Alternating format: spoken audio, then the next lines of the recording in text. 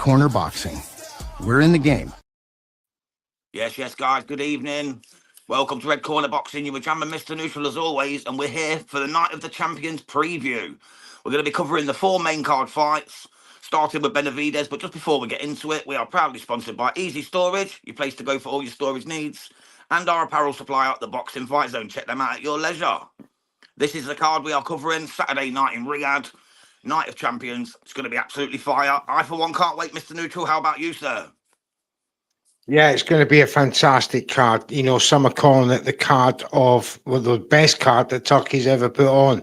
I don't know about that. We'll see how it goes. But all the fights on there, they look like crackers. You know, Sam Noakes, Abdullah Mason, to David Benavidez and Anthony Yarde, Brian Norman, Devin Haney. I mean, it's a great card. You know, it should live up to his name and the money that's been spent on it. Looking forward to it, mate. Looking forward to it. Good evening, everybody who's joined us. Yeah, absolutely, mate. Thank you for tuning in, guys. We're going to start with the main event with David Mexican Monster, if you like to call him that, Benavidez, versus Anthony Yarde. So this is for the WBC light heavyweight title, 175 pounds, of course. We've got David Benavidez, who's 30-0-0, so unbeaten, 24 big knockouts. Although he's not got any knockouts at light heavy, that could be a factor. We've got Anthony Yarde, 27-3-0 with 24 knockouts.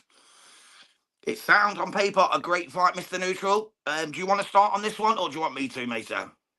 Yeah, let's get the controversy out of the way first. David Benavidez is getting knocked out. I don't care what anybody says. Come at me in the comments on X. I'm telling you now, he's getting knocked out.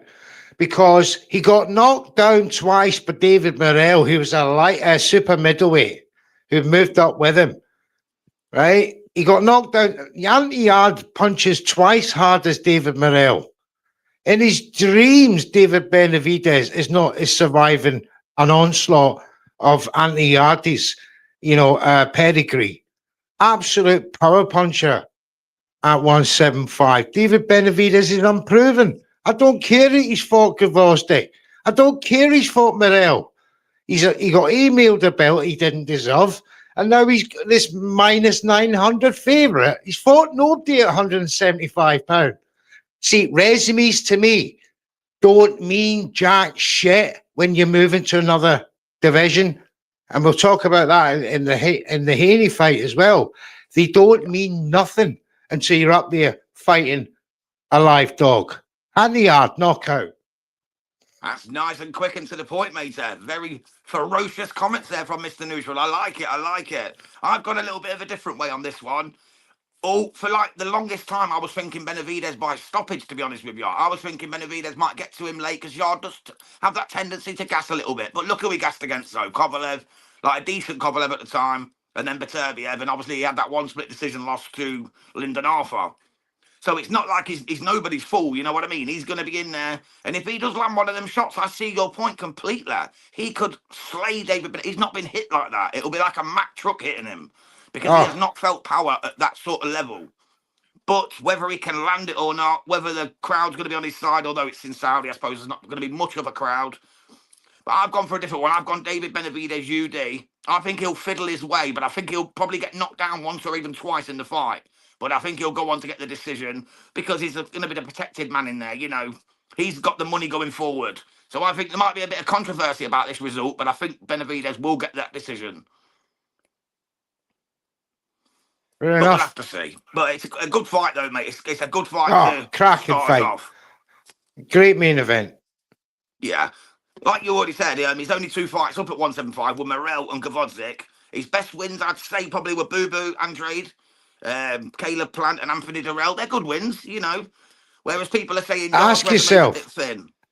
But just ask yourself, how many of them would survive an Anthony Yarde? Not one of them. Oh, they'd get cleansed. They would get cleansed. They would get cleansed. They really would. Yeah, and Yarde's best wins were obviously Lyndon Arthur twice, once by knockout, once by UD. Ralph Vilkans, who's not being disrespectful, is no great shakes, you know what I mean? But means nothing. He's been in there with the likes of Beterbiev and Kovalev. Has he learned from that? Has he grown? Has he realised what not to do? He could come in a very dangerous guy in this fight. Yeah, so Anthony Yarde's got Well, Anthony Yarde's got what? 24 knockouts at 175 pound. Benavidez hasn't got one. That tells you a story in itself, to be honest, doesn't it? Hawkins Ringside Live's gone for David Benavidez TKO. What round did he say? He's gone for round 8. Thank you, Hawkins, mate. I was going to go for round 10, but I changed my mind on prediction day. On prediction day, I changed it up and I went for the UD. So we'll see whether that was a smart move or bad move by me, but we'll see. Anything else you want to add to that fight, Neutral, before we jump into the second fight of the night? No, Right then, that's for good. me- Let's move on. Yeah, let's keep it swift, mate. That's what we do here on Red Corner Boxing. Try and keep it as short-winded as possible while giving our points. Next up, we've got the fight of the night, in my opinion, and most people's opinions. We've got the WBO welterweight champion Brian Norman Jr. defending against Devin Haney, the Dream, who's moving up, who looks in tremendous shape. What's your thoughts on this one, Neutral? I know you've got a big opinion on this fight. Everybody knows you've got a big opinion on this fight. Let's have it, brother. Yeah, as you all saw on my prediction in Prediction League, we did a shot of it. We threw it out there. I said Brian Norman's going to knock out Devin Haney in 3 rounds. I still stand by that. And I go back to this thing. All I hear is, who is Brian Norman for? Who is there? I don't give a monkey's ass who he's for. The thing is, ask the people, how many welterweights has Devin Haney knocked out? 0. Not one. Yep. Brian Norman Jr. has got 22 knockouts at welterweight. Coming up from lightweight to welterweight and bringing up your resume and throwing in names, I fought a Lomachenko, or fought 9 champions. That means nothing at welterweight. Because the top 10 at welterweight would knock out Lomachenko, would knock out George Kambosos, would knock out Ramirez, would knock out every single one of Haney's opponents that's ever fought him. So when people bring up this, he's a bit more experienced, but means nothing at welterweight. You're going up 2 divisions from your normal weight. You fought, 2 fights at 140 pounds, then 2 fights at 143. He's inched his way up. Come on. That's not, nah. And the press conference tonight, Haney's off the ball. The Normans are right on it. Haney's not got the skill to outpoint this man for 12 rounds. He ran against Ramirez. Ramirez is not a guy who's 23-year-old who can cut the corner off in a microsecond. No, it's not going to work this time. And the power that boy's going to unload on Devin Haney is going to be unmerciful. Mark my words, bookmark it, put money on it. Maybe not round 3, but the knockout. Yeah, I like it, mate. I like it. I'm going the same method, the same way as well, but I'm going TKO round 7 and I'm going to the body. I think he's just going to target the body from the start. Haney's a very skillful boxer and could easily start this fight by outboxing Norman, but I think Norman, once he gets his bearings, I think that's when he's going to start letting hands go, and Haney ain't felt power like it. You look at his best wins, you got Regis Prograis, Loma, Kambosos twice, Linares, Yuriorkis Gamboa. Yeah, they're great wins, but at much lighter weight, and none of them pop. None of them have got a pop like Brian Norman Jr. Brian Norman Jr., you've seen the knockout, the highlight reels, especially the way he's conducted himself during this build-up, has made me even more certain that he's going to pull this off. He's confident, it's the technique, the mannerisms, the sheer brutality that he puts into his punches. Devin Haney can only dream of punching like that. That's it, mate. The sharpness itself, I think, will do the damage. I really do. If we're wrong, we're wrong. You know, we've all been wrong in boxing, mate. Yeah, if we're wrong, I'll eat my words. I'll be out there saying Devin Haney's, get him in the pound for pound top 10. That'll be my shout, but it's never going to happen. No, definitely not. But I think Norman's got this, mate. I really do. I really do.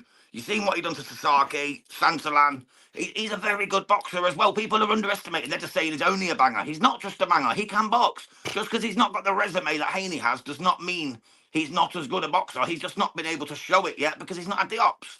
This is his chance to shine in Riyadh Saturday night on the Night of Champions card. I fancy Brian Norman Jr. to get in there and do the business.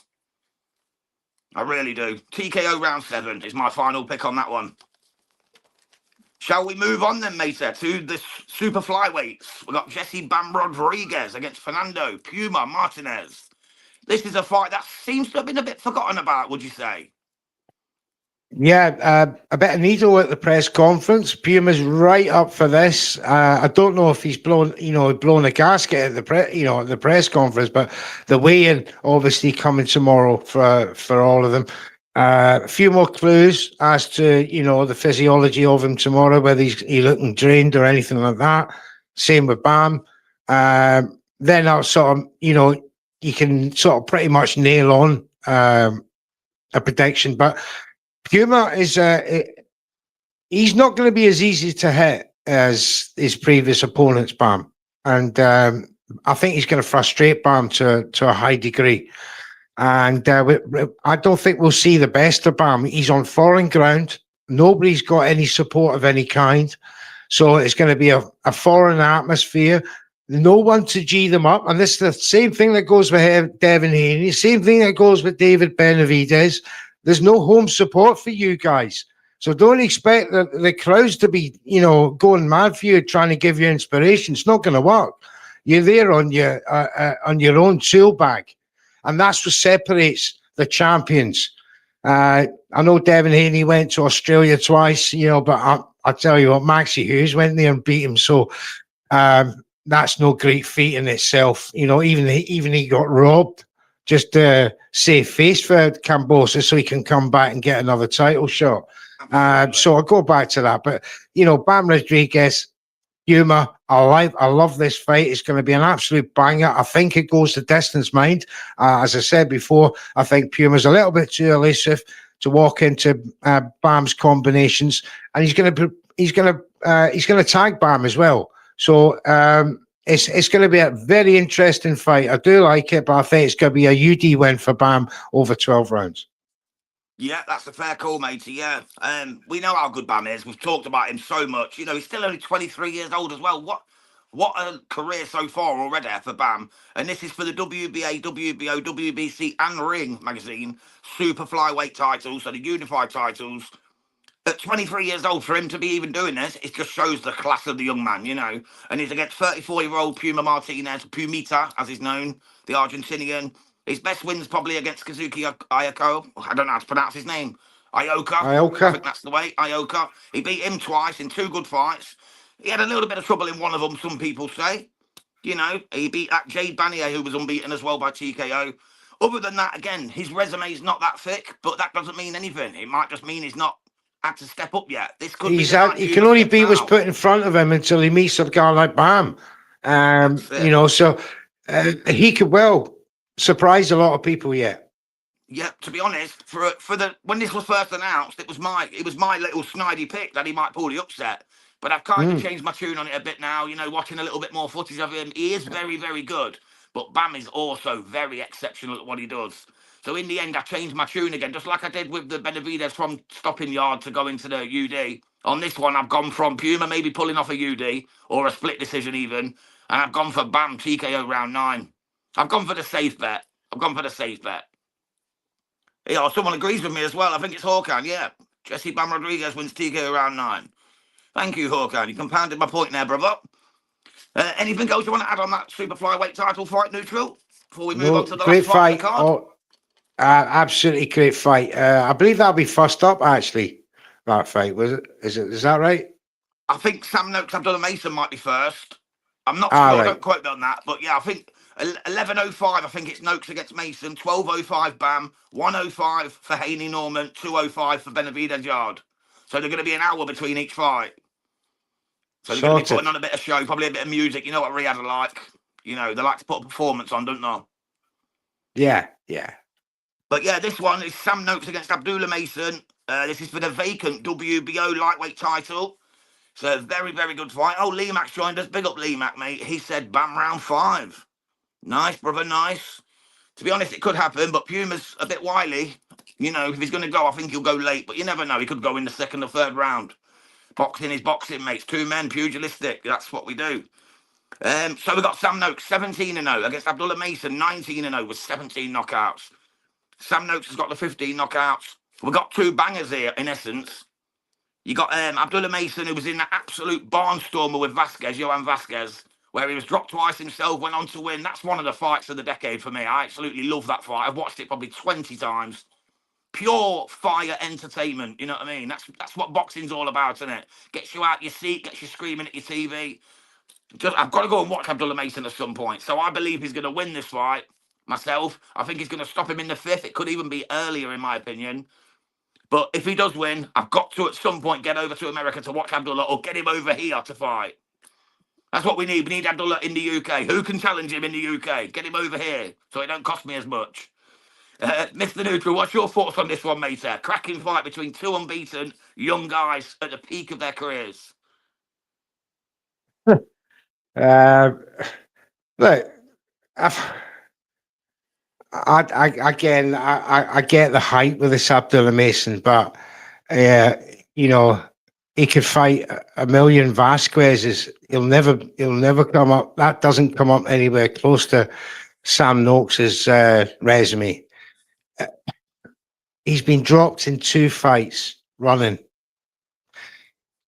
Once in the first round, twice, and once in a 3rd round. Sloppy. He's 21. He's over anxious to get knockouts, fill this resume up of his. I do not believe that the caliber of opponents that he has fought is at the level of Sam Noakes' opponents. Sam Noakes has been championship rounds on numerous occasions. 15 knockouts from 17. I know Abdullah Mason's got a great knockout. He looks good doing it, but he's knocking out tomato cans. Absolute tomato cans. And if a tomato can knock him down twice, Sam Noakes is going to put him to sleep doing that. So, having said that, I think the powers that control young Abdullah will ask him to box this fight. Because if he thinks he's taking on a bum in Sam Noakes that he thinks he can knock out within the first 6 rounds, he's sadly mistaken. That's not going to happen. Unless it's a lucky part and Sam is sloppy. But this is Sam's big moment. And he's going to have fans there, Sam. So I think... in Riyadh. Yeah, I think Sam's going to rise to the occasion. I think he's going to weather the storm, albeit from young Abdullah Mason. He's going to take control in the mid-rounds. And I think he's going to start to impose and dominate, and the young man's body's going to get tested, if not his chin. And I think he'll succumb by round 9. That's just my opinion. That's fair, mate. It's fair. Noakes is good, man. Look at the people he's beat. Luis Sylvester, Van Mendy. These are tough competitors. You know what I mean? At a good level. They beat Ryan Walsh as well, let's not forget, who's another very good operator on his day. Abdullah Mason, as you said, his resume is a bit thin, isn't? He's done Johan Vasquez, that was talked about, Manuel Jaimes, and the last one was Jeremy Nakafilia, wasn't it? So they're hardly world beaters, but he is only, as you said, 21. So give him credit for stepping up for this fight. He looked a bit shook at the press conference as well. He looked a bit overawed. Yeah, it's his biggest occasion, isn't it? This is the biggest show he's been on by far. Yeah, I think the nerves are going to get him. That's a possibility. That's a possibility, mate. Well, let's just hope it's an absolute barnstormer of a fight. There's some good fights on the undercard, but we're not going to bother with them at the moment. We wanted to keep this nice and short, 20-minute job, you know what I mean? So thank you to everyone for tuning in. Unless you've got anything else to add on this, Mr. Neutral, on this fight? No, but I wish them all the very best of luck, and, if we're wrong, we're wrong, but if we're right, we're right. It's just one of them days we got lucky. But, sometimes you feel like it's very strongly about your convictions of a fight. This is no different. I've had the pleasure of speaking to Brian Norman Sr. and Jr. on a couple of occasions. I've seen firsthand what that young guy is showing now, 2 years later. And I've always said, this guy's got the full package. He's an out of the ring entertainer. He's a likable character. He doesn't say anything mad. He's quite funny, and he's got the pedigree to back it up. like Devin Haney, he started his career in Mexico in his first 14 fights, and he's done that hard ring experience along with Devin Haney. Both have got very similar, points in their resumes, although Devin Haney was elevated far more quickly with his connections to get to the WBC. However, as I get, all these factors mean nothing until you get into that ring Saturday night. Haney's going to be 147 or roundabouts, plus his rehydration. I expect Brian Norman Jr. to come in heavier. I'm hearing that David Benavidez is struggling to make weight. So tomorrow's going to be a big day for him. If he misses weight, then he's lost his title. Let's hope that doesn't happen, but that's the word on the grapevine. But at least Yarde will still be able to win it, though, wouldn't he? So that's the one saving grace. Yarde will still be able to win it, yeah. But, Benavidez has lost it for good there. Which was, if Benavidez was to miss weight tomorrow, that would be the biggest kick in the face to boxing and Dimitri Bivol ever.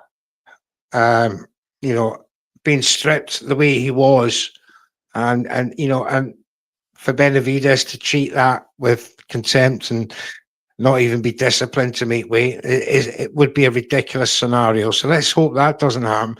Anthony Yarde has got a great chance. As I said, I think he's going to win by knockout.